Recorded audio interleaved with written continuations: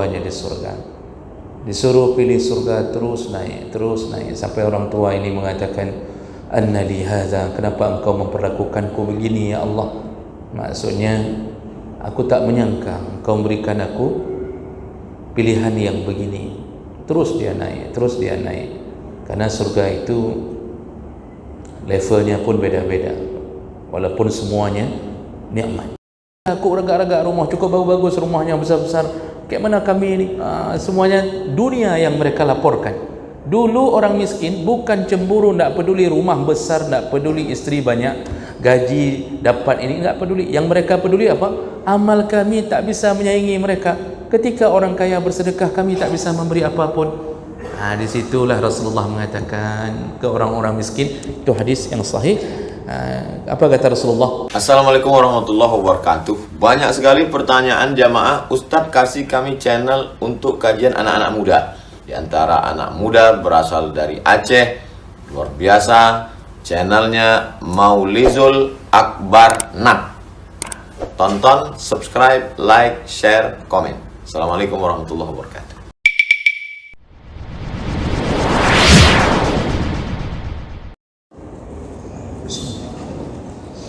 Assalamualaikum warahmatullahi wabarakatuh.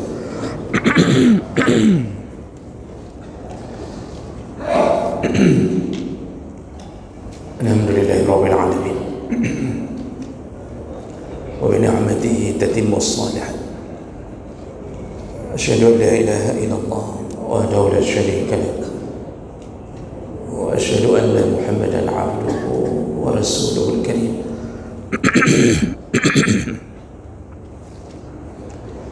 Allahumma salli wa sallim ala nabiyyina al-Mustafa Muhammadin wa ala alihi wa ashabihi ajma'in. Amma ba'd. Rabbi shrah li sadri wa yassir li amri wahlul 'uqdatam min lisani yafqahu qawli. Segala puji bagi Allah, kemudian salawat dan salam kepada Rasulullah, pada keluarga dan seluruh sahabat-sahabatnya yang Allah muliakan. Bapak-bapak, ibu-ibu, jamaah salat maghrib dan isya, kita akan sambung kembali pelajaran kita. Kita sedang membahas tentang fadilah dipanjangkan umur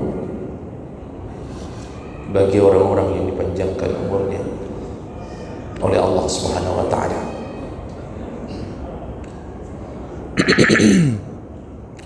Di pertemuan yang lalu kita sudah membahas bahwa di antara keutamaan yang Allah beri kepada orang-orang yang diberi umur panjang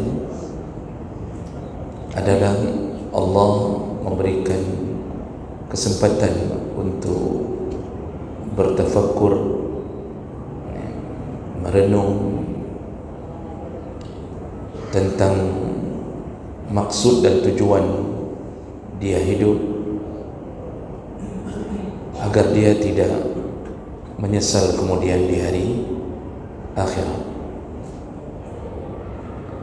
Dan itu telah kita bacakan dalil-dalilnya, salah satunya surat Fatir ayat 37, ketika orang-orang kafir dicampakkan oleh Allah ke dalam neraka dan mereka bermohon-mohon untuk dikeluarkan, dan mereka bermohon untuk dikembalikan ke dunia, dan mereka berjanji kepada Allah kalau dikembalikan mereka tidak akan mengulangi kesalahan yang sama. Nah, di situ Allah menjawab, bukankah kami telah memberi engkau umur yang panjang supaya engkau berfikir, bagi orang-orang yang mau berfikir. Jadi jawaban Allah ternyata disandarkan kepada umur yang diberi, tidak dimanfaatkan untuk berfikir. Jadi kita sudah dapatkan satu faedah bahwa kalau kita hari ini diberi umur oleh Allah melewati 40 tahun minimal, Karena umur yang panjang itu para ulama khilaf, sudah kita bahas. Ada yang mengatakan 40 tahun itu sudah disebut umur panjang, tapi yang lebih banyak mengatakan yang disebut orang berumur panjang ketika dia diberi umur antara 60 sampai 70 tahun. Jadi kalau kita gabungkan kedua pandangan itu, maka orang-orang yang diberi umur 40 tahun ke atas, maka berfikirlah lebih banyak, merenunglah agar tidak menyesal ketika kematian datang kepadanya. Dan tentu yang paling merasakan penyesalan itu orang-orang kafir, karena akidah mereka yang tersesat menyebabkan tidak ada ampun bagi Allah selama-lama di dalam neraka. Baik, itu sekedar pengingat ulang apa yang sudah kita bahas di pertemuan yang lalu. Kita lanjutkan berikutnya. Fadilah berikutnya dari orang-orang yang diberi umur panjang adalah Allah dengan segala kasih sayangnya, Allah meninggikan atau Allah akan meninggikan derajatnya di akhirat. Jadi salah satu kelebihan orang diberi umur panjang, derajatnya bisa lebih tinggi dibandingkan orang-orang yang seumur dengannya tetapi lebih dahulu dipanggil oleh Allah Subhanahu wa taala, dengan catatan apabila dia mengisi umur yang panjang itu dengan amal saleh. Jadi jemaah berkata Allah Subhanahu wa taala adalah salah satu hak Allah untuk meninggikan di antara hamba ketika hari pembalasan terjadi. Itu hak Allah. Allah akan pilih yang dia ridai, Allah tinggikan derajatnya di atas yang lain, dan itu banyak dalil yang menyebutkan itu. Ada yang ditinggikan Allah karena amal salehnya sendiri. Orang-orang yang menuntut ilmu lalu menyebarkan ilmunya, orang-orang yang menjadi pemanggil atau penyeru ketika datangnya waktu salat, dia memanggil-manggil orang untuk mendatangi rumah Allah.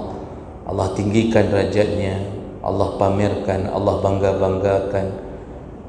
Salah satunya dengan cara Allah buat lehernya panjang,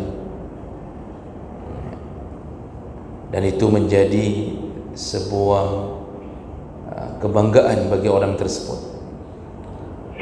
Ada yang dipamerkan Allah dengan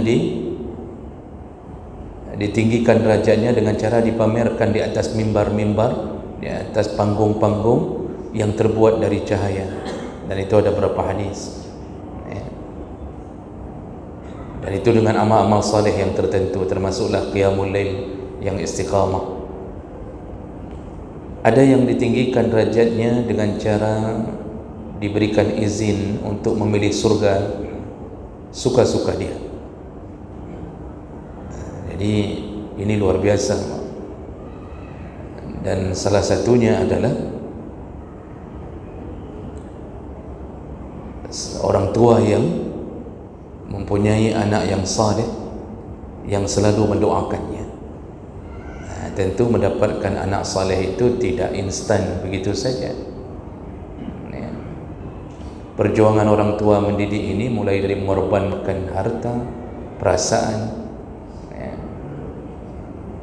dan anaknya berhasil mendapatkan iman yang baik dari orang tuanya. Setiap kali dia beristighfar untuk orang tuanya, maka Allah tinggikan derajat orang tuanya di surga. Disuruh pilih surga, terus naik sampai orang tua ini mengatakan, anna li hadza, kenapa engkau memperlakukanku begini ya Allah? Maksudnya aku tak menyangka engkau memberikan aku pilihan yang begini. Terus dia naik, karena surga itu levelnya pun beda-beda, walaupun semuanya nikmat. dan surga tertinggi adalah surga Firdaus. Sampai di puncaknya orang tua itu dihentikan Allah lalu dimasukkan surga yang paling tinggi, dan ketika dia bertanya kenapa engkau memperlakukanku begini, Allah Subhanahu wa taala mengatakan bi istighfari waladika lak. Ini adalah hasil doa istighfar, mohon ampunnya anakmu kepadamu. Jadi ini contohnya. Makanya hati-hati punya anak yang hidup dengan bergelimang dunia, kita bangga-banggakan di rumahnya, ya, kita kasih tahu ke semua orang, kita posting di grup-grup WA, anak saya lulus ini, lulus itu, tapi tak kenal agama. Nah, inilah kebodohan yang hari ini berlaku. Di sisi yang lain Allah bisa tinggikan derajat hamba. Juga termasuk salah satu contohnya adalah istri yang melakukan 4 perkara di dunia. Itu Rasulullah mengatakan iza sallatil mar'atu khamsaha. Kalau seorang istri salat 5 waktu bagus sekali, wa shamat syahraha, lalu dia memperbagus puasa Ramadannya, wa hafizat farjaha, lalu dia menjaga kehormatan dirinya, artinya dia tahu batasan bergaul dengan suami sendiri dan dengan suami orang. Karena banyak istri hari ini tak tahu lagi batasannya. Suami orang dianggap suami sendiri, bahkan lebih romantis dengan suami orang daripada suami sendiri. Ini bukan hafizat farjaha. Karena orang perempuan yang salihah itu bahkan ketika datang tamu pun, kalau itu bukan mahramnya, sedangkan suaminya tak ada di rumahnya, itu tak diizinkan untuk memasukkan orang lain ke rumahnya kecuali dengan seizin suaminya. Dia mau keluar rumah pun seizin suaminya. Pakaiannya terjaga, itu kehormatan. Lalu wa ta'at zaujaha, dan yang keempat dia taat pada suaminya. Nah, dalam hadis ini empat perkara ini dilakukan oleh seorang perempuan. Apa kata Rasulullah?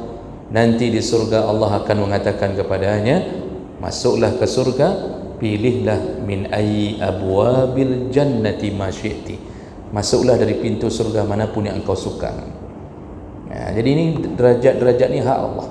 Jadi kita ini Pak, salatnya sama, di masjid yang sama, ya, kita punya kulit sama-sama kulit manusia, rambut manusia, tapi di akhirat nanti derajat kita bisa berbeda-beda.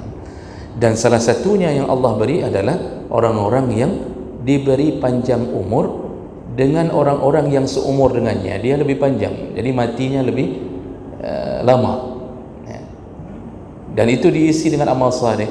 Di situ tinggi derajatnya dibanding yang sudah duluan meninggal dunia. Walaupun yang meninggal dunia itu syahid. Di sini saya perlu pertegas, walaupun yang duluan meninggal dunia itu ternyata matinya mati syahid, sedangkan kita matinya di atas kasur. Mana dalilnya? Ada berapa hadis, Pak? Ada 4 hadis yang saya kumpulkan dengan derajat yang kuat. Di antaranya An Abdullah bin Shaddad anna nafaran min bani Uzrah salasatun atau Nabi sallallahu alaihi wasallam fa aslamu. Jadi Abdullah bin Shaddad mengatakan bahawa ada 3 orang dari Bani Uzrah mendatangi Nabi, lalu kemudian setelah mereka berbincang dengan Nabi, lalu mereka menyatakan keislamannya. Faqala Nabi sallallahu alaihi wasallam, lalu Rasulullah mengatakan kepada sahabat-sahabat, may yakfinihim, siapa yang ni mereka baru masuk Islam ni, siapa yang mau menanggung nafkah mereka atau mencukupi kebutuhan mereka. Tentu karena mereka baru masuk Islam, mereka akan terusir dari kampungnya, dan mereka akan mungkin tidak akan berani kembali ke keluarga besarnya, sehingga mereka menjadi miskin tiba-tiba setelah menyatakan keislamannya. Makanya Rasulullah bertanya, siapa di antara kalian yang mau memenuhi kebutuhan mereka? Qala Talha, lalu Talha berkata, ana ya Rasulullah, aku ya Rasulullah, aku yang akan menanggung kebutuhan mereka. Begitu sahabat Nabi kalau dalam urusan mencari surga. Qala fakanu 'inda Talha fab'atha an-nabi sallallahu alaihi wasallam ba'than fakharaja fihi ahaduhum fastashhada. Lalu setelah ketika mereka bertiga tinggal di bawah tanggungan Talha, lalu kemudian ketika terjadi satu perang, Nabi mengutus salah satu dari 3 orang itu untuk menjadi pasukan perang yang berjihad fisabilillah, maka kemudian dia syahid. Jadi fastushhida ini maksudnya disyahidkan Allah Subhanahu wa taala. Qal summa ba'asa ba'san fa kharaja fihi akhar fastushhida. Jadi sudah satu orang syahid. Ini 3 orang ini teman, istilahnya sebaya. Jadi yang pertama sudah syahid duluan. Lalu datang lagi perang yang kedua, tidak disebutkan perang apa di sini. Diutus lagi oleh Nabi, termasuklah orang yang kedua dari bertiga ini yang sudah tinggal berdua tadi. Diutuslah salah satunya lagi untuk mengikuti perang. Lalu kemudian ternyata yang kedua ini pun syahid. Summa mata salis ala firashihi. Tinggallah orang yang ketiga, dan ternyata orang yang ketiga ini ditakdirkan Allah meninggal di atas kasurnya, tidak syahid di medan perang. Padahal pada waktu itu semua sahabat merindukan kesyahidan, tapi dia meninggal di atas kasurnya. Qala Talha, lalu Talha berkata, fara'aitu haula'i thalathah alladhina kanu 'indi fil jannah. Pada satu malam aku bermimpi, aku melihat mereka bertiga itu sedang mengantri untuk masuk surga. Fara'aitul mayyit ala firashihi amamahum, dan kulihat yang paling depan ternyata yang mati di atas kasurnya. Jadi yang waktu disaf-safkan oleh Allah di antara mereka bertiga ini, ternyata yang paling depan yang akan melangkah ke surga lebih dahulu adalah yang meninggal di atas kasurnya. Wa ra'aitu allazi ustushhida akhiran yalihi wa ra'aitu allazi ustushhida awwalahum akhirahum. Dan kulihat antrian yang kedua itu diisi oleh orang yang meninggal syahid yang kedua. Lalu kau lihat lagi, ternyata orang yang pertama syahid di antara ketiganya malah dia di barisan paling akhir. Jadi yang meninggal di atas kasur di depan, tentu jaraknya bukan seperti kita ngantri untuk beli sesuatu hari ini. Itu jarak perjalanan itu jauh. Makanya hadis-hadis Nabi ketika menceritakan perjalanan menuju surga itu kan permainannya permainan jaraknya itu waktu disebutkan itu jauh-jauh sekali itu. Nanti disebutkan 70 tahun perjalanan, kadang-kadang nanti 40 tahun perjalanan baru masuk golongan berikutnya. Makanya orang kaya itu menunggu untuk masuk surga setelah 500 tahun orang miskin dari golongan muhajirin berfoya-foya dalam surga. Orang miskin dari golongan muhajirin itu berfoya-foya dalam surga. Sudah 500 tahun barulah muhajirin yang tidak dimiskinkan Allah yang berada di pintu-pintu surga menunggu, melihat. Nah, jadi jemaah melakukan Allah Subhanahu wa taala, begitu mimpi Talha. Nah, mimpi sahabat, karena kita mimpi itu ada 3 model. Mimpi itu ada 3. Mimpi seorang nabi itu ru'yatul haq, itu mimpi yang benar. Mimpinya seorang nabi itu wahyu. Makanya hadis Nabi itu, beberapa hadis itu hadis tentang mimpinya. Di antaranya hadis dari Samurah bin Jundub, Nabi diajak oleh malaikat 2 orang berjalan di atas satu lembah, dari satu lembah ke lembah yang lain. Di situ dilihat berbagai penyiksaan, dan Nabi kabarkan, dan hadis itu sahih. Mimpi Nabi itu, mimpi para Nabi itu mimpi yang hak, mimpi yang benar, karena datangnya dari Allah Subhanahu Wa Taala. Nah, yang kedua ada model mimpi yang datangnya dari bunga tidur, dari kelelahan kita, pikiran kita. Jadi kalau bapak banyak kredit tidak bayar-bayar, mimpinya dikejar-kejar sama tukang kredit. Paginya cerita, hidung ilik dia orang puas kreditnya, dikejar-kejar sama debt collector. Itu karena kelelahan kita berfikir tentang itu. Oh, kalau bapak mimpinya dikejar-kejar istri, berarti ada yang selingkuh, berarti bermasalah, berarti ini suami takut sama istri. Jadi macam-macam. Bunga tidur itu bahagian daripada mimpi, dan itu tidak perlu dipikirkan untuk dicari takwilnya. Bahkan dilarang oleh Nabi menceritakan lalu mencari-cari tahu. Dilarang. Kenapa? Kadang-kadang yang kita tanya itu bukan seorang Nabi, sehingga tak diberi kuasa untuk mengetahui takwil mimpi. Bukan Nabi Yusuf, tidak ada orang ni. Kitab-kitab pun yang ada menerjemahkan tentang mimpi itu termasuk kitab Ibnu Sirin, Tafsirul Ahlam, iaitu tafsir mimpi. Itu pun melihat kebiasaan orang-orang terdahulu. Kalau ini kejadiannya, biasanya ini. Kalau ini kejadiannya dalam mimpi, biasanya ini. Tapi beliau tak pernah memvonis bahwa ini akan kejadian indah, melihat dari kebiasaan. Maka jangan cerita mimpi kita kepada orang. Kita sering sekali gara-gara cerita mimpi akhirnya kita tersesat. Mimpi gigi bawah patah, itu biasanya apa, Pak? Orang-orang tua kita mengatakan tuh, berarti anakmu ada yang meninggal tuh.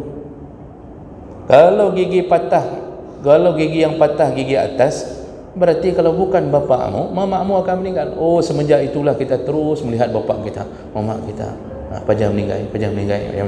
Tersesatlah kita dalam takwil-takwil itu. Itu tak boleh mencari tahu tentang mimpi, karena sering tersesat dalam takwil yang tak benar. Jadi aneh-aneh orang hari ini, udah mimpi ceritakan lagi, viralkan lagi mimpinya, padahal mimpi itu belum tentu benar. Itu bunga tidur. Nah, kemudian yang ketiga itu mimpi yang datang dari syaitan. Itu bisa diganggu orang-orang yang tidak mengamalkan amalan-amalan Nabi sebelum tidur. Sunnah Nabi tak diamalkan, wuduk tak pernah dilakukan sebelum tidur, doanya tak ada bacaan-bacaan ayat yang diajarkan Nabi. Itu diganggu syaitan tu. Jadi syaitan itu mampu mengganggu orang-orang yang sedang berada di alam mimpinya, karena dia termasuk salah satu makhluk gaib.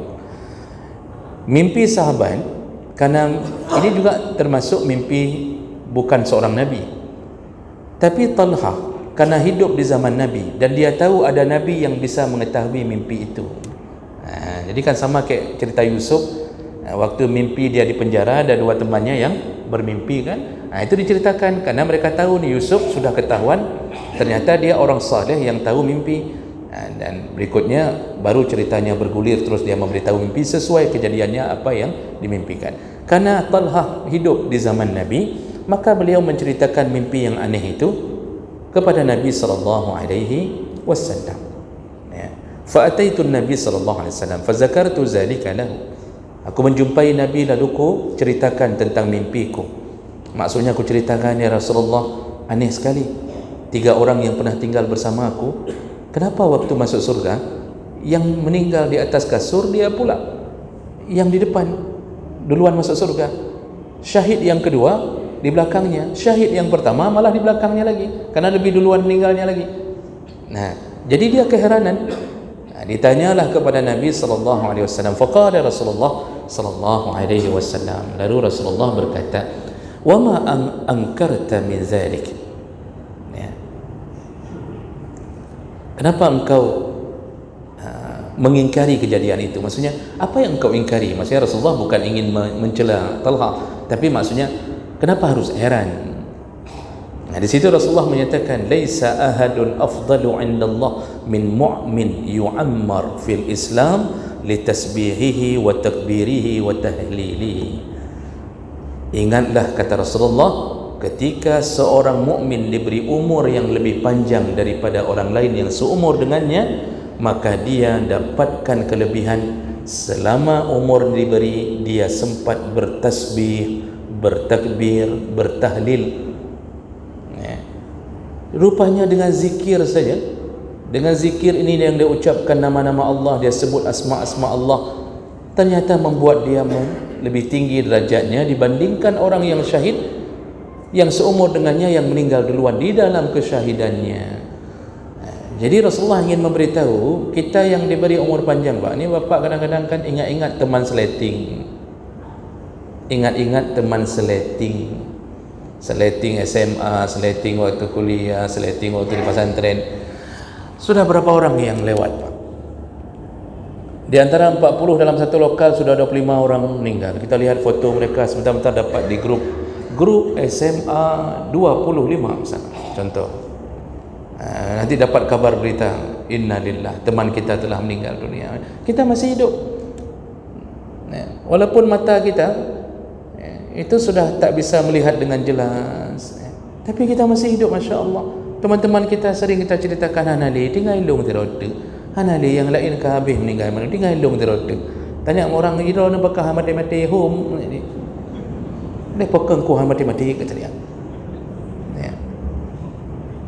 Di sini Rasulullah membongkar satu perkara gaib. Orang yang diberi panjang umurnya lalu dia mengisinya. Jadi Ustaz, teman kita meninggal setahun yang lalu, setahun diberi umur panjang daripada teman-teman kita. Setahun itu kata Rasulullah dalam hadis ini, ketika dia bertakbir Allah beri pahala banyak untuknya. Ketika dia bertasbih Allah beri pahala lagi. Dia bertahlil diucapkan la ilaha illallah dan seterusnya Allah beri pahala lagi. Masya Allah, setahun dalam satu hari berapa kali kita sebut nama Allah? Zikir-zikir setelah salat kita lakukan 5 kali sehari, Pak. Makanya zikir itu pahalanya besar, Pak. Besar sekali. Makanya orang miskin dulu di masa Nabi SAW itu mendatangi Rasulullah SAW lalu mengatakan, ya Rasulullah, kami sungguh dikalahkan oleh pahala orang-orang kaya. Kenapa kata Rasulullah? Lihatlah ya Rasulullah, ketika kami berpuasa, ketika kami salat, ketika mereka salat, kami bisa salat seperti mereka. Ketika mereka puasa, kami pun bisa puasa seperti mereka. Tapi ketika orang kaya bersedekah, kami tak mampu menyaingi mereka. Itu cemburu orang miskin dulu, Pak. Orang miskin orang pasti dia lapor apa? Nengi orang kaya, aku ragak-ragak rumah, cukup bagus-bagus rumahnya, besar-besar. Kayak mana kami ini? Semuanya dunia yang mereka laporkan. Dulu orang miskin bukan cemburu, tak peduli rumah besar, tak peduli isteri banyak, gaji dapat ini, tak peduli. Yang mereka peduli apa? Amal kami tak bisa menyaingi mereka. Ketika orang kaya bersedekah, kami tak bisa memberi apapun. Di situlah Rasulullah mengatakan ke orang-orang miskin, itu hadis yang sahih. Apa kata Rasulullah? Ku ajarkan kalian kalimah yang kalau kalian mengucapkannya, pahala kalian melebihi pahalanya orang-orang kaya yang bersedekah. Apa dia? Ucapkanlah subhanallah, alhamdulillah, Allahu akbar, la ilaha illallah. Di situ 33. Ucapkanlah itu kata Rasulullah. Itu salah satu hadis, dan banyak sekali hadis-hadis yang lain yang menyatakan kelebihan orang yang berzikir. Diberi umur panjang, zikir kita setelah salat, Pak. Terutama kita mungkin terbiasa berzikir setelah salat. Berzikirlah. Jadi jangan pula begini.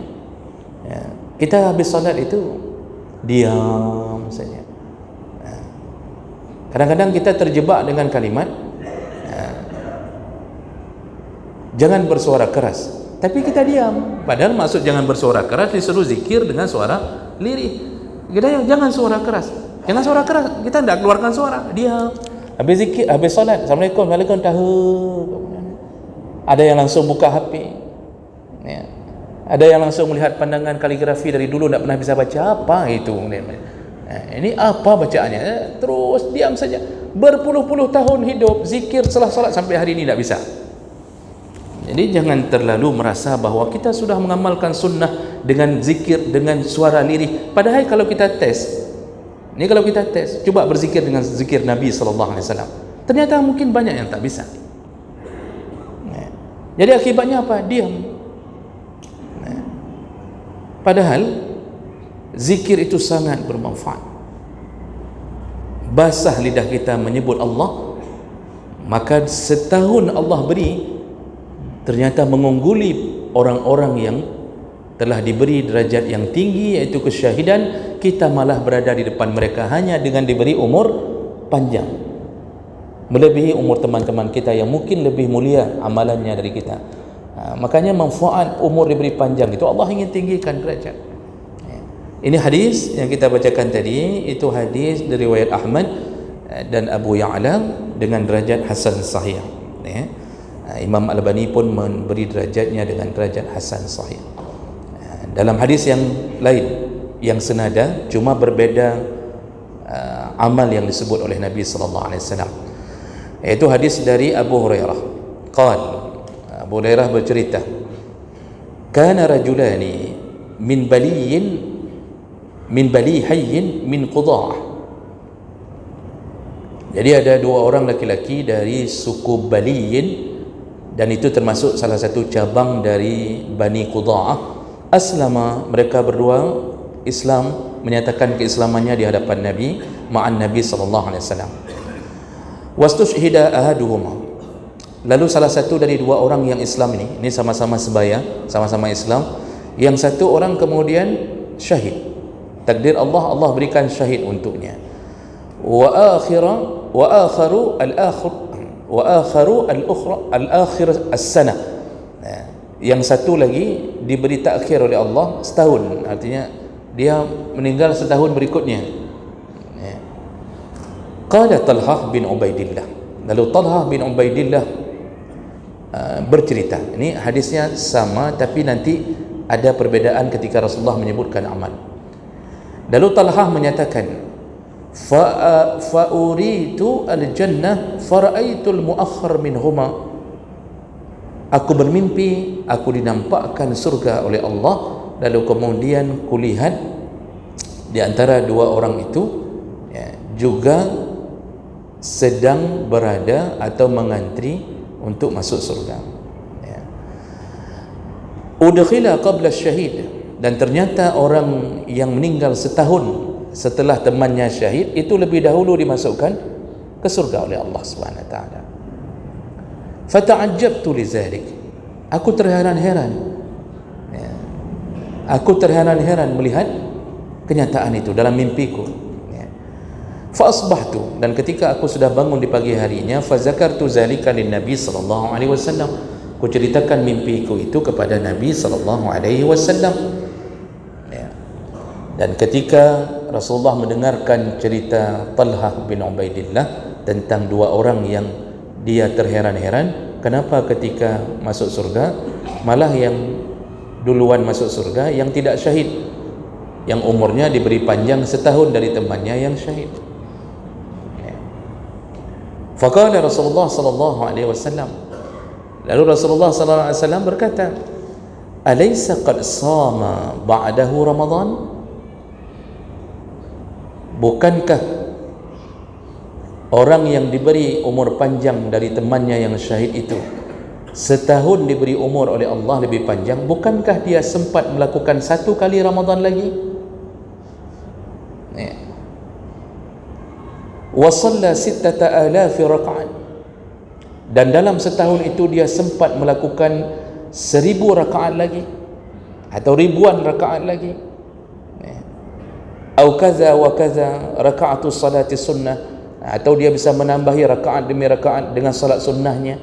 Nah, di sinilah bapak-bapak yang Allah muliakan, Nabi mengatakan syahid itu amalan Masya Allah luar biasa Allah berikan. Tapi kita yang tak diberi syahid, itu masih bisa ditinggikan derajat begitu umur kita dipanjangkan. Maka amalan-amalan yang kita lakukan menjadi penyebab derajat kita lebih tinggi hanya karena diberi kesempatan lebih lama. Di sini Rasulullah menyebutkan dua amalan. Tadi hadis yang pertama menyebutkan tentang zikir-zikir, menyebut Nabi sallallahu alaihi, menyebut Allah Subhanahu wa taala. Sedangkan di sini Nabi menyebutkan dua amal hanya karena diberi umur panjang setahun. Yang pertama, orang yang diberi panjang umurnya setahun, bukankah dia sempat melakukan satu Ramadan lagi? Satu Ramadan lagi ternyata membuat dia lebih tinggi derajatnya dari saudaranya. Itu menunjukkan apa, Bapak Ibu yang Allah muliakan? Begitu hebatnya kemuliaan Ramadan. Ya. Makanya orang-orang yang akan menyesal nanti, dia melewati Ramadan tanpa melakukan amal saleh, tidak memperhatikan tentang pantang larang Ramadan. Jadi lewat Ramadan begitu saja, ya sudah, dia tidak peduli. Tarawih tak ada, ya. Buka puasa ada, buka puasanya bukber, bukbernya dari maghrib sampai isya. Ada yang tak solat maghrib. Itu orang-orang bodoh yang berpuasa Ramadan. Setelah isya duduk, duduk di kedai kopi. Pokoknya dalam ceramah kita yang kena kedai kopi itu terusan selama ini, Pak. Ya, duduk di kedai kopi, salat isya tak ada, tarawih tak ada, tapi puasa ada. Ini orang-orang yang ditimpa kebodohan, dia kira Allah menerima puasanya dengan cara begitu. Tapi bagi kita yang Masya Allah serius betul kita hadapi Ramadan, satu Ramadan sudah cukup untuk meninggikan derajat kita dibandingkan bahkan orang-orang syahid. Jadi ini menjadi petunjuk kita, Pak. Ketika datang Ramadan lagi, mudah-mudahan Allah memberi kita lagi, beramallah dengan sebenar-benarnya dalam Ramadan. Hidupkanlah siangnya, hidupkanlah malamnya. Ya, ini hadis ini itu menunjukkan itu. Yang kedua, hadis ini menunjukkan bahwa ini sudah ada bahan untuk ceramah Ramadan. Ya. Jadi para penceramah Ramadan seharusnya menggunakan hadis ini untuk memberitahu bahwa bapak-bapak beruntunglah kita, ibu-ibu beruntunglah kita, kita sudah akan memasuki bulan Ramadan besok harinya. Ustaznya ceramah di atas mimbar, besok kita akan masuk Ramadan, bersyukurlah. Rupanya ustaznya jatuh dari mimbar, mati sebelum masuk Ramadan. Akhirnya tidak dapat juga Ramadan kalau sudah begitu kan. Itu semua adalah bahagian takdir Allah Subhanahu wa taala. Lalu Rasulullah menyebutkan yang kedua, bukankah orang yang diberi panjang umurnya setahun lagi, dia melakukan salat ribuan rakaat. Kalau satu tahun hitungan Masehi 365 hari, 365 hari, dalam sehari kita yang wajib saja 17 rakaat, belum lagi sunnah qabliyah, ba'diyah, sunnah duha, yang salat isyraq, lalu kemudian malam hari bangun dia lakukan lagi 4 rakaat. Dalam satu hari bisa sampai 30 rakaat, 40 rakaat. Hitung saja kalau setiap hari selama 360 hari tersebut kita melakukan salat dengan ribuan rakaat. Sungguh hari ini kita meremehkan urusan itu, tapi di akhirat baru kita tahu, faman ya'mal misqala zarratin khaira yarah. Sekecil apapun amal saleh yang engkau lakukan di dunia, kalau dia berbentuk khairan, iaitu berbentuk kebaikan, berbentuk amal saleh, yarah, pasti Allah akan memperlihatkannya kembali. Allah hitung, dan itulah yang menyebabkan kita yang umur panjang ternyata patut bersyukur sekali kepada Allah Subhanahu wa taala. Jadi setelah ini sebenarnya masih ada 2 hadis lagi, tapi saya tak bacakan lagi, Pak, karena hadisnya senada.